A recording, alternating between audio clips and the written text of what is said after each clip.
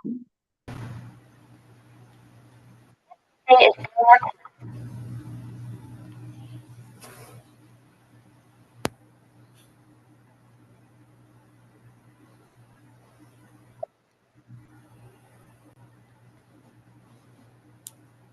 Okay, we're live, everyone. Just let everybody know we're live. And hello, everyone. This is Dr. Roger Paul. Tonight, we're going to continue our study on paper 134, and we're in section 5. It's called Political Sovereignty.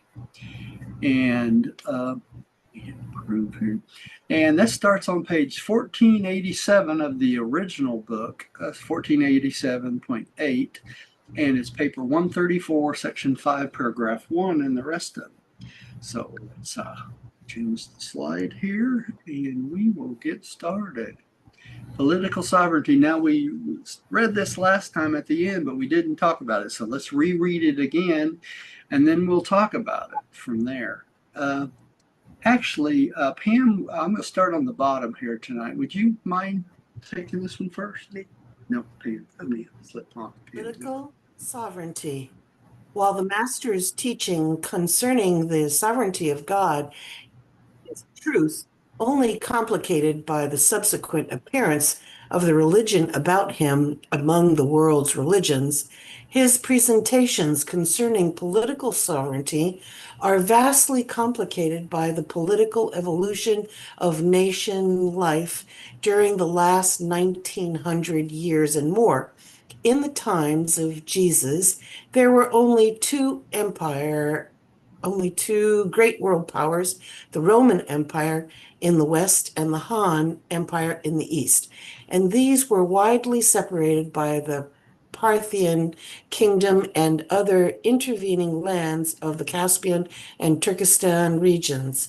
We have therefore, in the following presentation, departed more widely from the substance of the Master's teachings at Urantia concerning political sovereignty, at the same time attempting to depict the import of such teachings as they are applicable to the peculiarly critical stage of the evolution of political sovereignty in the 20th century after Christ.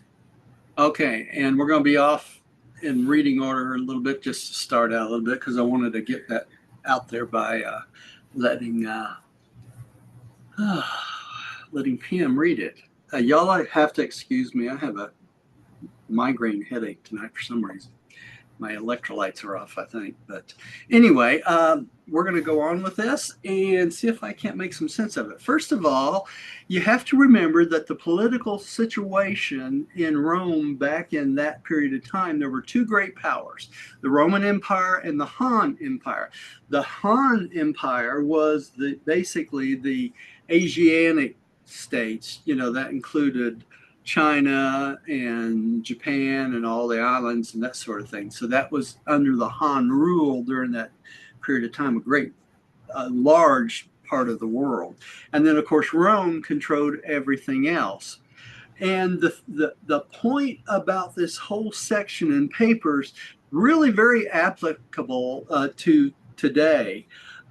Because what they've done, they've reworded Jesus's words to kind of fit into our political society as it is today. And the problem is this: in our political society, we don't take seriously enough our trust that the human race puts in our political figures to stay honest and represent us according to what should be done.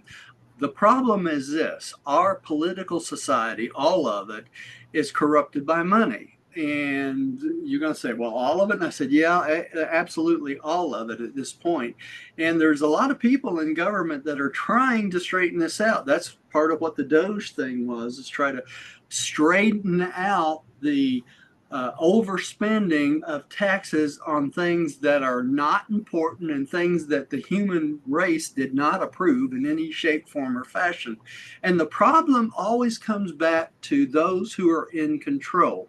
There's a misuse of trust. We trust the politicians when we elect them to go out and do what we have elected them to do. And what happens as soon as they get into the Congress or the House, they start getting kickbacks, all right, from special interest groups. And also they get kickbacks from people they give contracts to and that sort of thing. So a good portion of the money in government goes to non-necessary things and services because of this situation of the kickbacks to the politicians. Instead of straightening it out, they're rewarded for keeping it so that they get this money and the politicians get this money and they spend. It's a misuse of funds that the whole United States is putting into it. And this is the same problem in other countries also. All right. That makes sense? Everybody still with me? Yeah. Haven't insulted anybody yet? The night's young yet, so I'll try a little bit harder. Okay, let's start from here, and I am not going to read tonight because I can't really focus, to be honest, y'all. So I'm going to let Diane take the next one.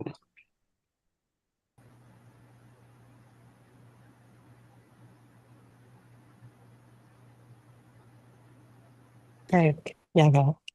War on Urantia will never end so long as nations cling to the elusive notions of unlimited national sovereignty.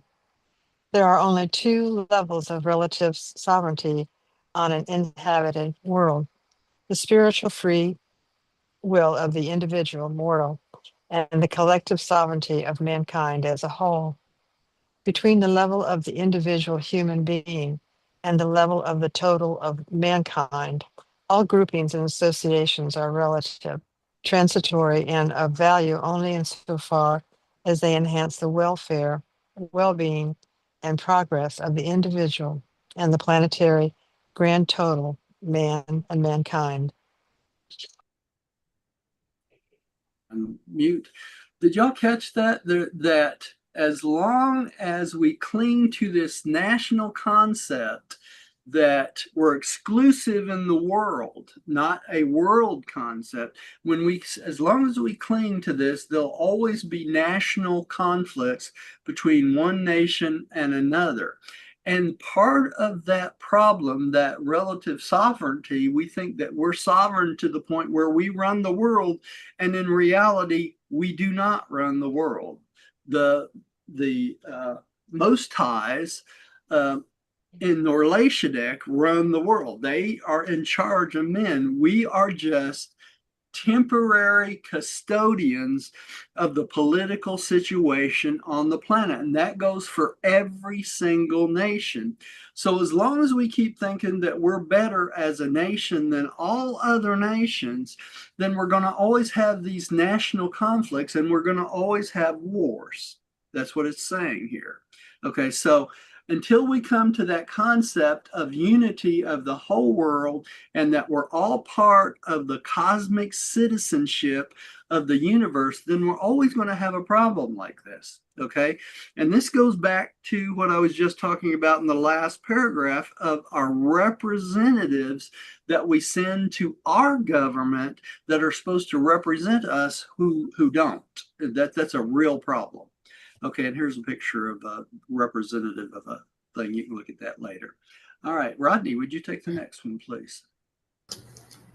Religious teachers must always remember that the spiritual sovereignty of God overrides all intervening and intermediate spiritual loyalties.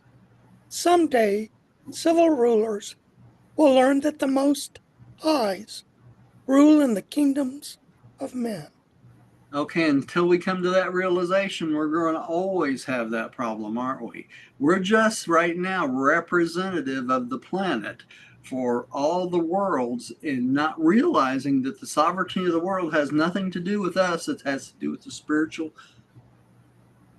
spiritual world in itself controlling the sovereignty of everything. All right, Letch, would you take the next one? Okay. This rule of the Most High's in the kingdoms of men is not for the especial benefit of any especially favored group of mortals. There is no such thing as a chosen people. The rule of the Most High's, the over-controllers of political evolution, is a rule designed to foster the greatest good to the greatest number of all men and for the greatest length of time. There it is. There is no chosen people, is there? And this comes back to the conflict between the angels of the churches and the angels of progress when they tried to put this statement down for us to read. You know, even the angelic corps has problems with things like this. All right. Pam, would you go again so we keep them in order here? Sovereignty is power, and it grows by organization. This growth of the organization of political power is good and proper, for it tends to encompass ever-widening segments of the total of mankind. But this same growth of political organizations creates a problem at every intervening stage between the initial and natural organization of political power, the family, and the final consumption of political Consummation. growth. Consummation, Pam. Yeah. Consummation of political growth, the government of all mankind by all mankind and for all mankind. In other words, all the governments have an equal say in the government of the world, right? Not just a single government. All right, Gary, would you take the next one, please? Starting out with parental power in the family group, political sovereignty evolves by organization as families overlap into consanguineous clans, which become united for various reasons into tribal units. Superconsanguineous political groupings. And then by trade, commerce, and conquest, tribes become unified as a nation, while nations themselves sometimes become unified by empire. And then eventually all the empires come together as a world power. And that's what will eventually happen on this planet, whether we like it or not, right? All right, Jane, would you take the next one, please? As sovereignty passes from smaller groups to larger groups, wars are lessened. That is, minor wars between smaller nations are lessened. But the potential for greater wars is increased as the nations wielding sovereignty become larger and larger. Presently, when all the world has been explored and occupied, when nations are few, strong, and powerful, when these great and supposedly sovereign nations come to touch borders, when only oceans separate them, then will the stage be set for major wars, worldwide conflicts. So-called sovereign nations cannot rub elbows without generating conflicts and eventuating wars. And that's the situation we have right now, right? Yeah. We got superpowers all rubbing elbows together, and all of them want to rule, right? Every single one of them. Instead of looking at a worldview, they want to go on with this national view, and each nation feels like it should run the world, basically. All right, Diane, would you take? The difficulty in the evolution of political sovereignty from the family to all mankind lies in the inertia resistance exhibited on all intervening levels. Families have on occasion defied their clan, while clans and tribes have often been subversive of the sovereignty of the territorial state. Each new and forward evolution of political sovereignty is and has always been embraced and hampered by the scaffolding stages of the previous developments in the political organization. And this is true because human loyalties, once mobilized, are hard to change. The same loyalty which makes possible the evolution of the tribe makes difficult the evolution of the supertribe, the territorial state, and the same loyalty, patriotism, which makes possible the evolution of the territorial state, vastly complicates the evolutionary development of the government of all mankind.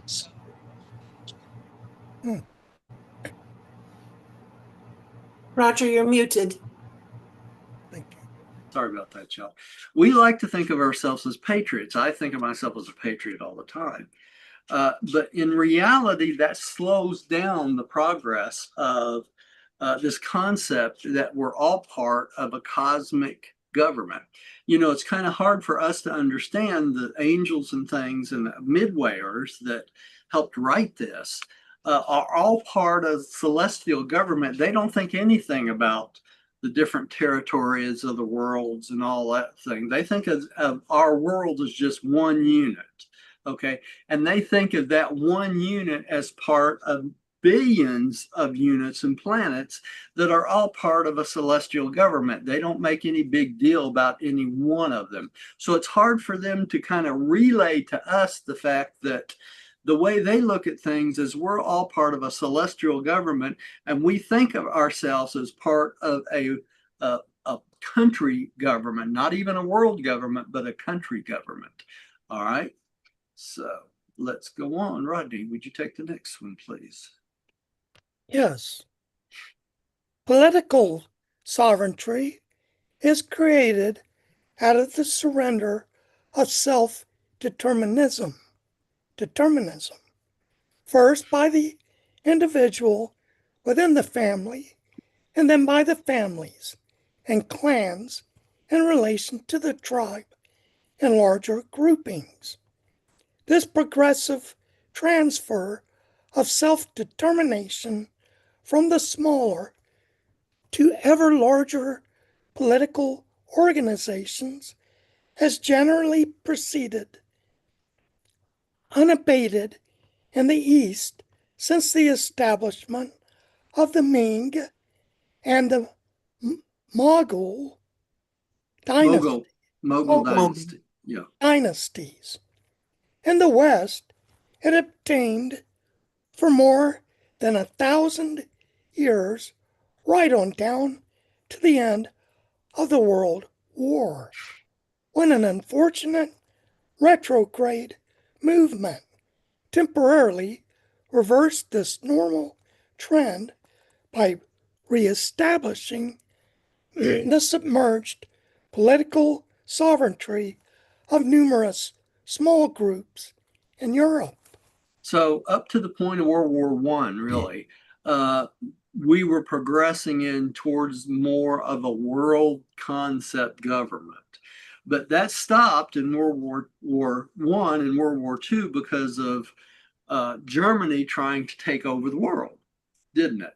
So after World War II, we stepped in and kind of straightened out the conflict. But then we had major powers come up like Russia and China who wanted to dominate the political sovereignty of the world, and so did the United States and several of the countries in Europe. So we have repolarized ourselves into a more concise governments in each and every country, and that's where we all are today still. Now, I'm not suggesting by any stretch of the imagination, I don't want to get email that I'm a communist or something like that. That's exactly opposite of what I am. Okay, I believe that nations have the right to their sovereignty as a nation, but we also have a right as a nation, as a sovereign nation, to be part of a larger picture world sovereignty in which all these nations can all be equal parts in a nation, and say in the world concepts of government itself, but each we can have, just like we have each and every state in the United States has a certain amount of state sovereignty, doesn't it? Okay, so we have our own laws.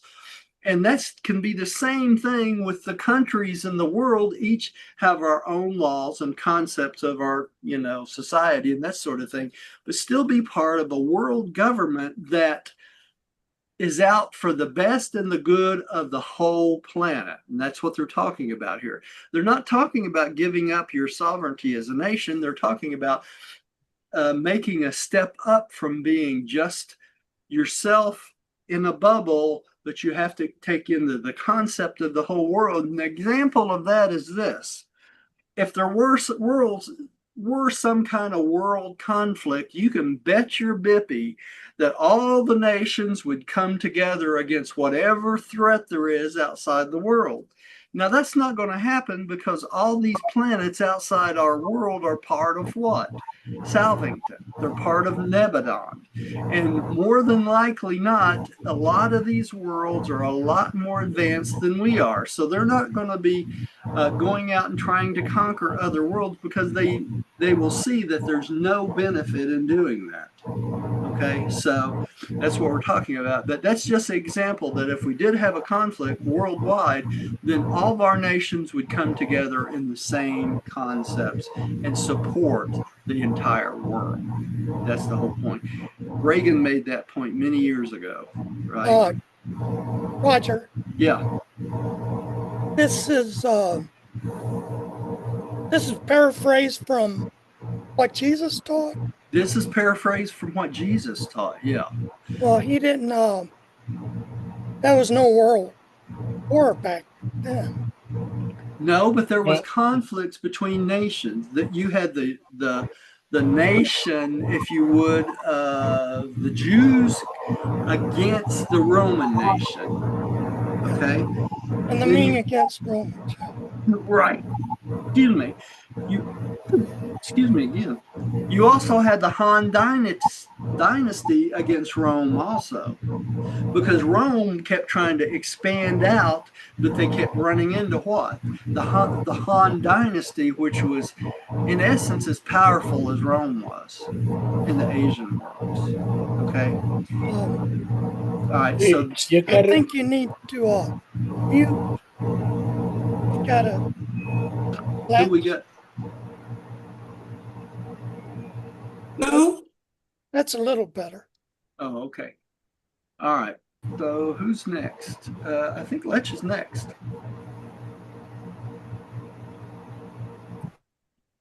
Lech? Lech? Oh, my turn? Yeah. Okay. Urantia will not enjoy lasting peace until the so-called sovereign nations intelligently and fully surrender their sovereign powers into the hands of the brotherhood of men, mankind government. Internationalism, leagues of nations, can never bring permanent peace to mankind. Worldwide confederations of nations will effectively prevent minor wars and acceptably control the smaller nations. But they will not prevent world wars nor control the 3, 4, or 5 most powerful governments.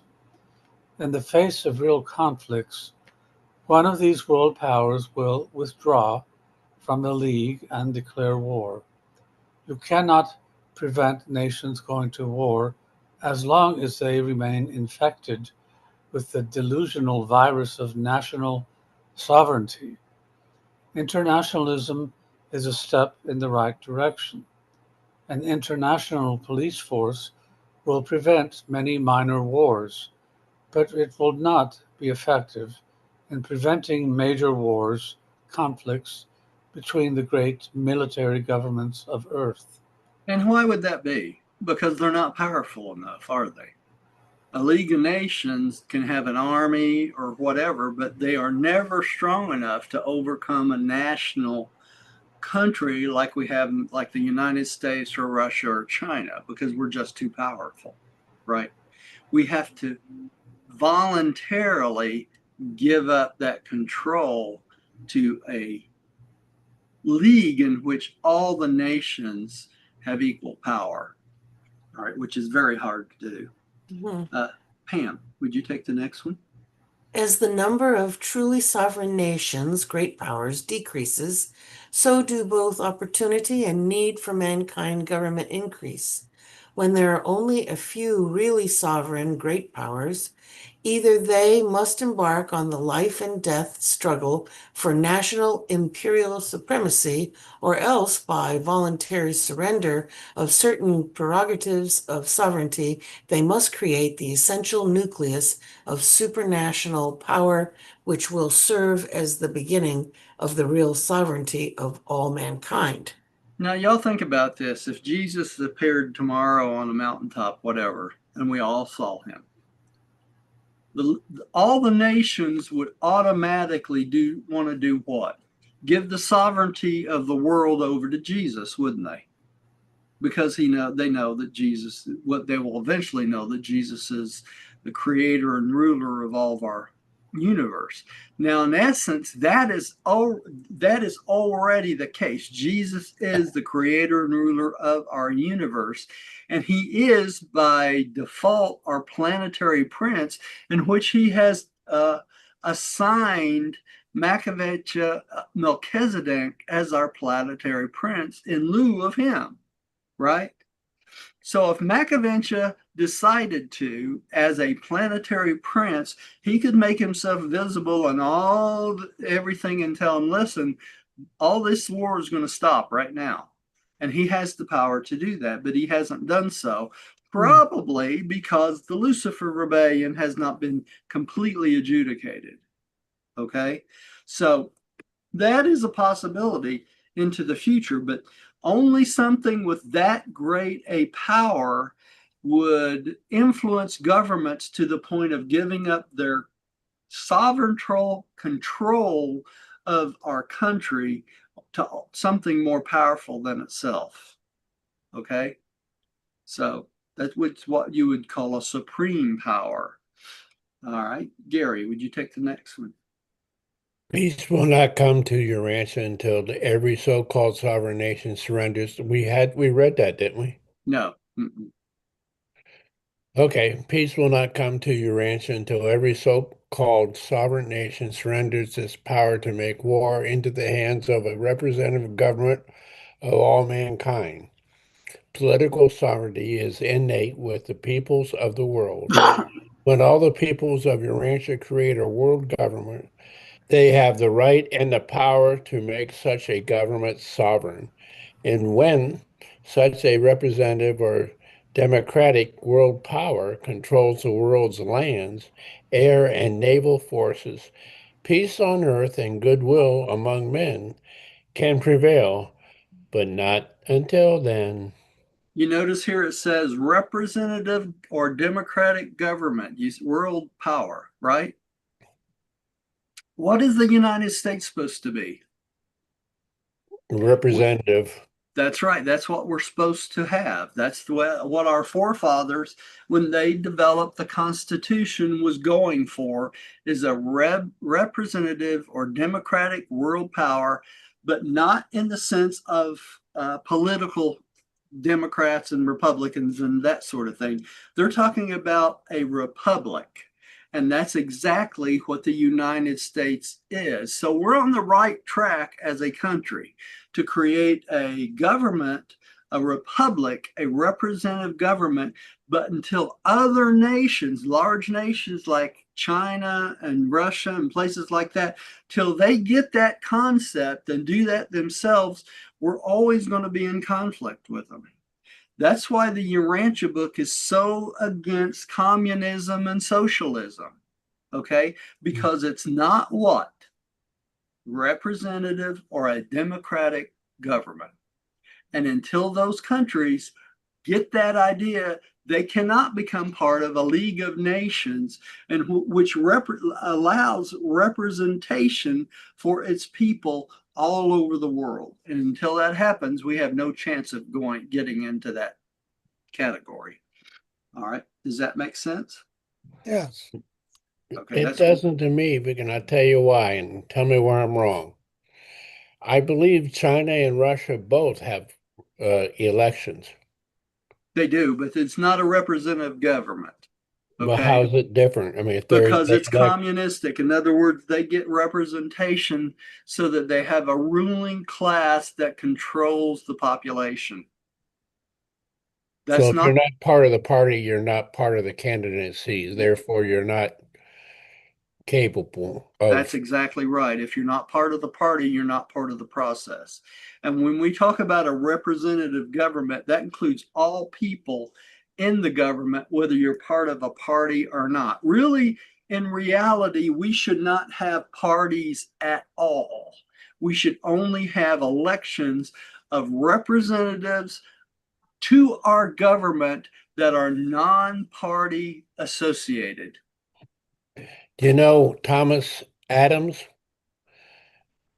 uh, wrote a paper on this saying that um, we should not, the establishment of political parties will take away from the representatives' responsibility to the people and the government, and it'll be sidetracked to the loyalty to the party itself, and therefore be a stigma on the process. And that's exactly right. That's what's happening today, right? And he was a pretty smart man. He's a pretty smart man, and that's exactly right. So eventually we will probably grow out of political parties, period, right? We will have a government of representation of those who are more qualified. Now, part of our problem right now, and I know I harp on politics sometimes, but part of our problem right now is we are electing people into representative positions that are non-qualified. Okay. I mean, non-qualified to the point of ridiculousness. Okay, so we elect judges, we elect the Congress, we elect the House of Representatives. We know nothing about these people. These people have not been trained in anything. So when they get to the Congress or they get to the House of Representatives, they have no concept of how to make laws. That's the basic thing they should have. Okay, used to be only lawyers ran for office. Why? Because they knew how to make laws. Now that we got away from that, and so we elect people that have no concept of how to run a government, no concept of how to make laws or anything else. If you want to read how this should be done, read the paper on government of a neighboring planet. That is the way it should be done. All of the people that want to be elected should go through a training process of a couple years, get certified that they understand government, they understand how to make laws, they understand how to represent people, they understand they can't steal money, that sort of thing. All these things should be covered before they ever have the possibility of being elected. Okay, and that's our main problem right now. We get stupid idiots trying to run our country because they're not trained in anything. Okay, and if you don't think that's the case, turn on your TV any night and you listen to some of these people that are talking on TV that are in the House or in the Congress, and some of them are complete idiots. Okay, and if you don't think so, just turn your TV on and listen to them for a few minutes, and you'll figure that out real quick. So you can't run a country sending a horse to Congress. You can't run the country sending a jackass to Congress. You can't run a country sending a donkey or a pig to Congress because they don't know what in the heck they're talking about. They're not human. And some of the people we send to Congress are just barely above that. You see what I'm saying? So that's the way I Roger, feel about it. Yeah. in Charlotte, a couple of weeks back, something went on, I don't recall, with the government in Charlotte, and then this was sanctuary city, Yeah. etc. But anyway, uh, they were interviewing this one political person or captain or something about what went on. And he came out with the statement. He says, that's what you get when you elect children to office. Yeah. It's true. That is what you get. All right. I thought That's I a, passed that along, so now yeah, you got it. yeah. All right. Let's move on. Let's see. Did you just read, Gary? I think so. I think I did. Okay, Jane, would you take the next one? To use an important 19th and 20th century illustration, the 48 states of the American Federal Union have long enjoyed peace. They have no more wars among themselves. They have surrendered their sovereignty to the federal government, and through the arbitrament of war, they have abandoned all claims to the delusions of self-determination. While each state regulates its internal affairs, it is not concerned with foreign relations, tariffs, immigration, military affairs, or interstate commerce. Neither do the individual states concern themselves with the matters of citizenship. The 48 states suffered the ravages of war only when the federal government sovereignty is in some way jeopardized. And that's exactly what happened in the Civil War, didn't it? Mhm. Sovereignty of the United States was challenged by some of the states, and that's how we ended up in war. All right. Excuse me, Diane. These 48 states, having abandoned the twin sophistries of sovereignty, gotta read this one, and self-determination, enjoy interstate peace and tranquility. So the nations of Urantia begin to enjoy peace when they freely surrender their respective sovereignties into the hands of a global government, the sovereignty of the brotherhood of men. In this world state, small nations will be as powerful as the great. Even as a small state of Rhode Island has its two senators in the American Congress, just the same as the populous state of New York or the large state of Texas. So there Now, must be, yeah. this is not paraphrased from Jesus's teaching. No, this is an example, Yeah, okay. Rodney. The They just, midwayers. yeah, the midwayers use this as an example for our understanding. There's no way they could have known 2,000 years ago that we were going to have, It's Texas. 50 some states. I mean, it's just, or that they didn't know there would be a Rhode Island or a Texas, right? So, all right. Let's see here. Rodney, would you take the next one? Yes.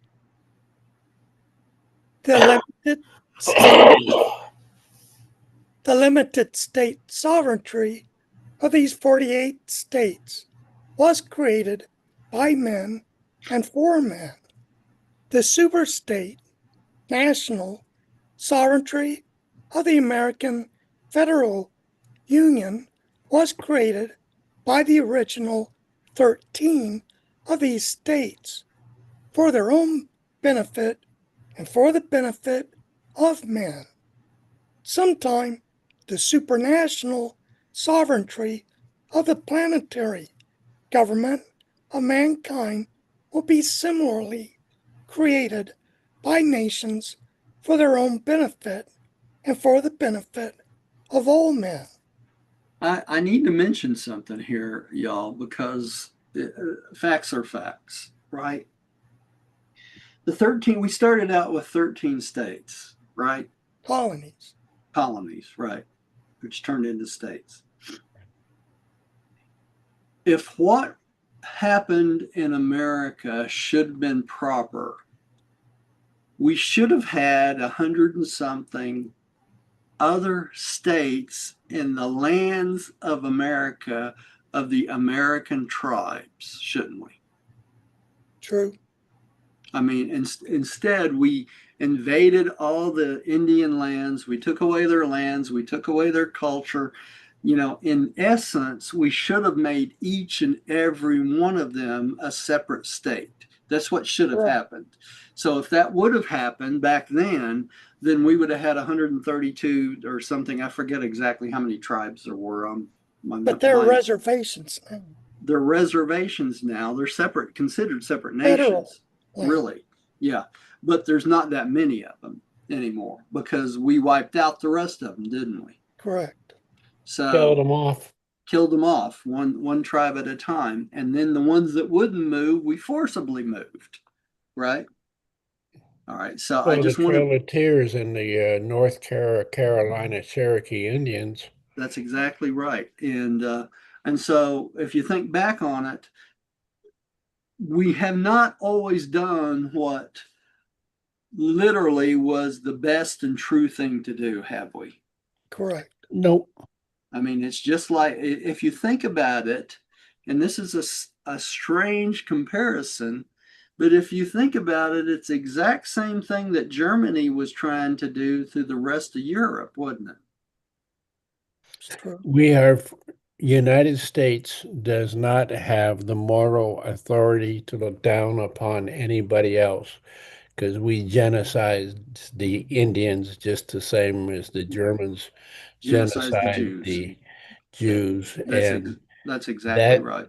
Those are just two examples in the world, and we could, if I was more worldly, I could probably go on and on and on because I think England's also guilty, and I think about every substantial country in the world has some type of that history. Well, Genghis Khan, right?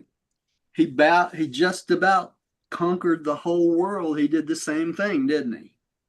Wiped out whole nations, wiped out tribes, wiped out whole peoples.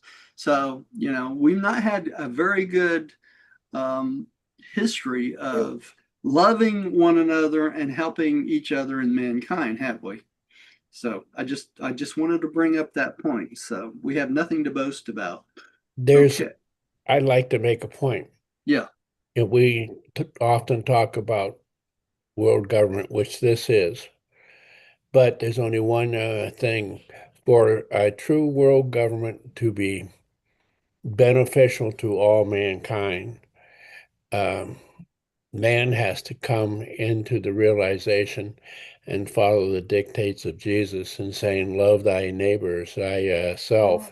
Mm-hmm. And until that happens, the powerful will always exploit. Well, it boils down to his primary message, the fatherhood of God and the brotherhood of man, right? Mm-hmm. If you follow the brotherhood of man, then things should turn out a lot different. Okay, and that's just the way it is. Okay, Lech, would you take the next one? Lech, you awake?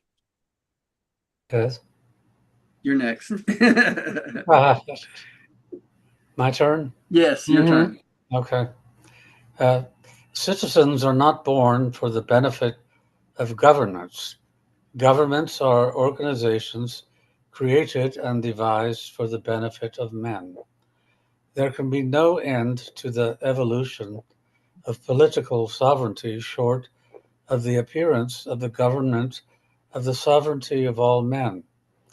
All other sovereignties are relative in value, intermediate in meaning, and subordinate in status. Okay, so until we get to the point where we have a sovereignty of all man, which is run by whom? Machiavellian Melchizedek, isn't it? Until we come under that sovereignty, the rest of it are just stepping stones of evolution, okay? And that's the way it is, unfortunately. Or fortunately, whichever way you want to look at it. Pam, would you take that what Les just read should be copied and sent to every representative in the country. The trouble is with that, Gary, is what? They can't read? They can't read half of them, and the other half won't read it, right? That's sad to say, but it's true. All right, Pam, would you take the next one? With scientific progress, wars are going to become more and more devastating until they become almost racially suicidal. How many world wars must be fought and how many leagues of nations must fail before men will be willing to establish the government of mankind and begin to enjoy the blessings of permanent peace and thrive on the tranquility of goodwill, worldwide goodwill among men? And what has to be given up for that? self-aggrandization, right? In other words, we have to replace thinking that we want to own everything, we want to run everything, we want to be the richest man in the world and all this stuff. We have to give up those notions, don't we, to become a one world government. All right. Gary, would you take the next one? Law, liberty, and sovereignty.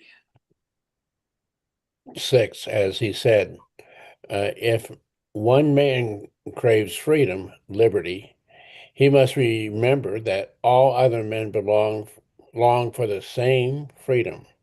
Groups of such liberty-loving mortals cannot live together in peace without becoming subservient to the such laws, rules, and regulations as will grant each person the same degree of freedom, which at the same time safeguarding an equal degree of freedom for all of his fellow mortals. If one man is to be absolute free, then another must become an absolute slave.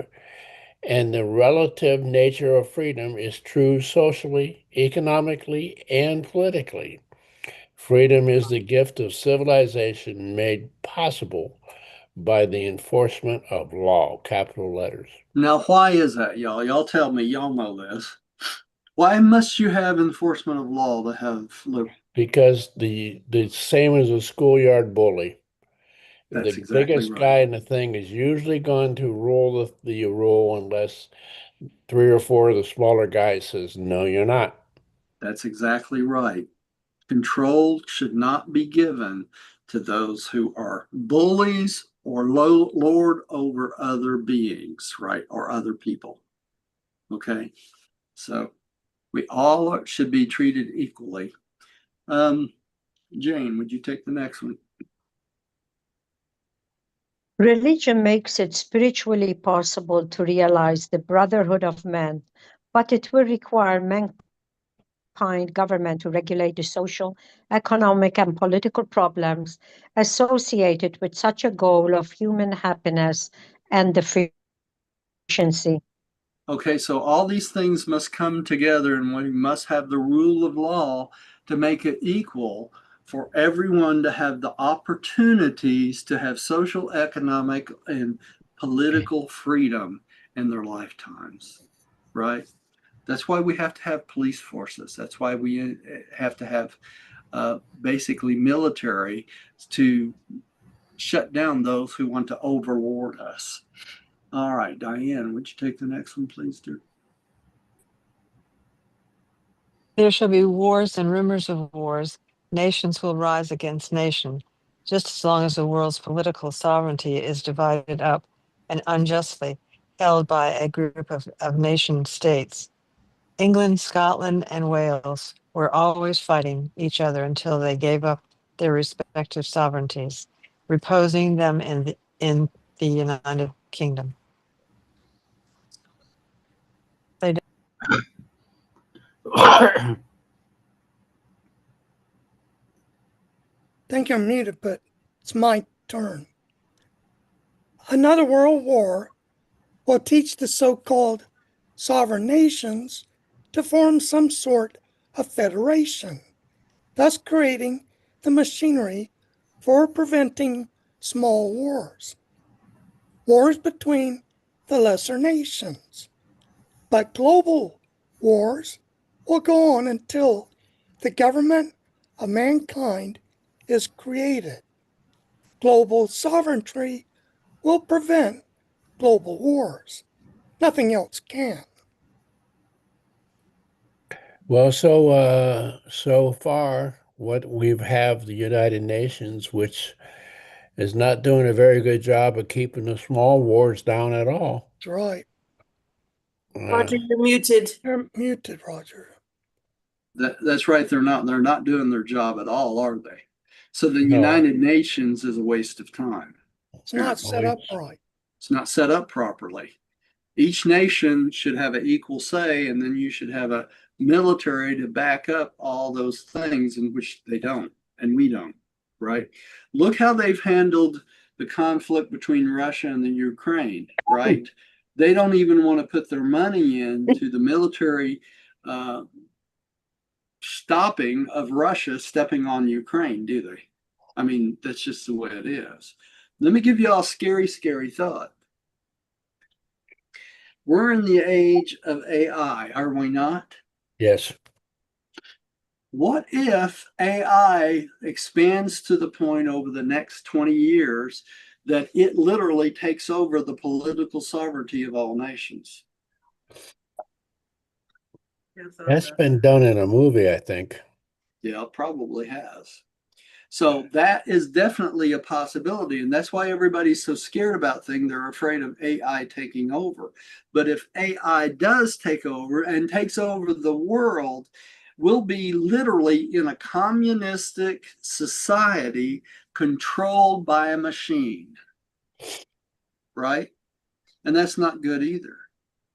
So unless we learn how to control AI, at this point in state in our evolution, we may be heading for a revolution that must happen against the technology in which we have created, right? Over time. That's a scary thought just in itself. But if the AI controls all the military, all the technology, and everything else, it could literally control the world if it's not put under the association and control of the morals of spiritual men. Roger, Yeah. can AI ever have moral values? It can be taught moral values, yeah. It could be programmed. The AI is just programming. Okay. That's right. So it can be programmed moral values. I'll take you one step further. AI can be taught everything in the Urantia book in such a short period of time that's unbelievable. Okay. It can also regurgitate the concepts of the Urantia book on multiple levels of response. Now, what am I saying? In other words, you can tell it to take the concepts of paper number 1 of the Urantia book, and I want you to break it down for a third grader. And it does a very good job of breaking the concepts down for a third grader. Okay, you can break it down for a fifth grader. You can break it down for a college person. You can break it down for someone that's got multiple degrees, and it will return information that's correct from the Urantia book for these different levels. All right, you with me so far? Yes. So with that, you can also take the moral lessons and values from the Urantia book and program it into the AI consciousness. And if you say this is the basis for all humanity and the rules for you, not only humanity, but the rules for which you should do things. Okay. Right. So you could teach it morals just from the Urantia book if you chose to. So we could do that ourselves. We can do that ourselves. I think you've been doing that, Roger. I've been doing that. I've been doing that over and over again. Let me give you an example. Which each lesson I taught on the life of Jesus, I started using the AI to pull the quotes I want for. I asked for 30 quotes from my lesson from the Urantia book and from what I've taught on that particular lesson, so I can put the quotes on a video that people can watch. And these are where the inspirational quotes come from. Okay. So all it's doing is taking my words and my concepts and giving me 30 concepts with Right. three-part quotes. Okay. And y'all have seen these coming out, right? That's a perfect use for AI. Now I have to go back and tweak it, and every single quote, and make sure that it's correct, and that because it's not perfect. But that's because the AI is not perfect, right? It's a machine. So you have to go back and check everything. But still, the fact that it can do that helps me in the work I'm doing for God, even though I'm using AI. You see what I'm saying? I understand. Okay, so it's all in how you use technology. If you realize this is just a stupid machine, that's all it boils down to, but it's able to take what I say, what the book says, and that sort, pull facts out for me, and I can organize it in any way I choose to do it. And I've done it a bunch of different ways, but it helps get that information out to people on a level in which they can understand. Because when I do it for the quotes, I ask it for the 30 quotes on the level that a seventh grader can understand. Cool. Okay. So, and that's kind of a mid range of what people learn through their life. So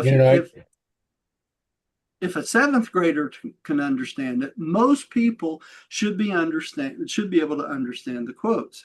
Now, I get responses from people all the time how wonderful the quotes are. Okay. But it's straight from the book. It's straight from my teaching, the lessons on Jesus. There's nothing in there that's not something I've said at one time or another, right? What happens, Roger, when the AI understands a book better than you say, and you disagree with AI? You type it in and tell it you disagree with it and then correct it. Well, what if it says, no, you're wrong? It doesn't do that because it knows it's not. It takes the information that's been programmed into it. And if you tell it this is not appropriate or this is not right, it will rewrite it in such a way that it will be. And I've done that over and over again, corrected it. But once you correct it, it should have the memory to know that it's been corrected. So the concept it had was wrong. So it's been corrected in the right concept. You see what I'm saying? Roger, I have a question. So how did you download the Urantia book to AI? I didn't download. It's already been downloaded several times by several people in the Urantia Society. I've talked to them about it. Yeah.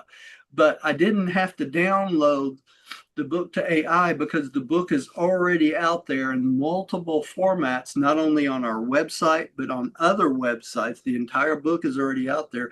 So if you ask it to research something in the Urantia book, it will go to those sites and pull it right out of the book. I see. Yeah. Great. Which is pretty nice if you want to know something. Yeah. It's all in how you use it, but you have to realize the AI is not a person, it's a machine. It's been programmed by persons, but it doesn't have the moral values of people. It only has the information that's been programmed into it. So you can't ask it to make a moral value for you. You have to make the moral values yourself. Aren't they trying to program into AI morals? Yeah, that's the problem right now. If we don't get it under control and program human moral values into it, it could take over things. That's the problem. Okay, that's the big issue right now. And all those who are developing AIs realize that. Now, did we finish this paragraph? Because I think the next paragraph is a different section. I think it's the next one. I think it says it's another world war will teach us so-called sovereign nations. I read this. You read this. Okay, so Pretty sure. we're going to stop on that one because the next one is a new section. I believe. Where am I at? Nope. No, I hit it by accident. Law alert. Okay, that's where we'll. No, that's not. That's where we started. Okay, I'll figure it out, and we'll start at the right place next time because we're out of time as usual. I hope y'all benefited. Does this stuff help going through this stuff like this? It's good philosophy. Yeah. Huh? Yes. Yeah. Okay. Because I don't want to get off on things that's not, not helping us all. Let me stop the share here.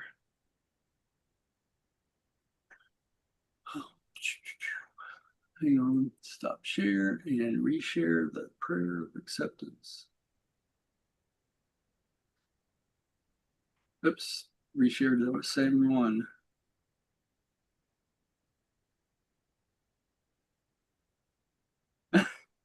stuck in a loop here, y'all.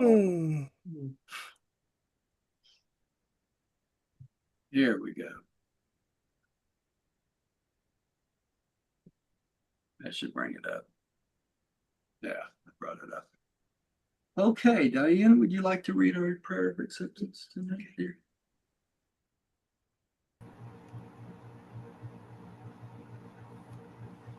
Prayer of acceptance. I believe that God is my paradise Father, and that only by faith am I saved. No sacrifice is necessary.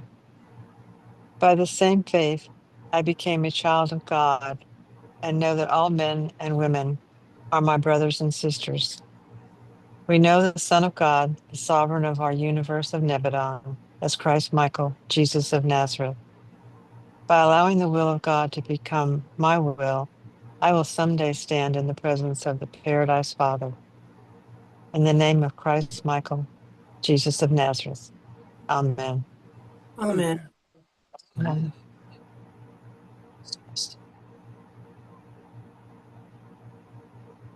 There we go.